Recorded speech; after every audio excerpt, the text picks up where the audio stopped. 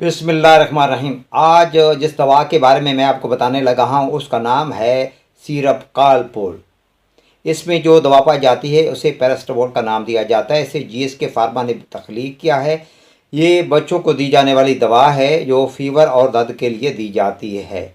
अब हम बात करते हैं बेनिफिट की, तो इस तमाम दर्दों के लिए इसे इस्तेमाल किया जाता है। बुखार में भी इसे इस्तेमाल किया जा सकता है।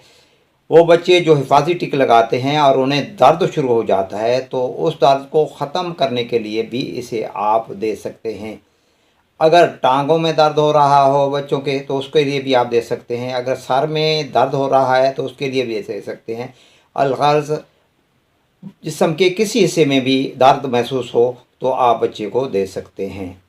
अब बात करते हैं इसकी डोज़ की, तो इसकी डोज़ ये है कि सुबह दोपहर शाम दो दो चम्मच दे सकते हैं आप। और अब बात करते हैं इसके साइड इफ़ेक्ट की, तो नेज़िया, वोमिटिंग, मतली हो सकती है। वीडियो अच्छी लगे तो लाइक और सब्सक्राइब कर दीजिएगा।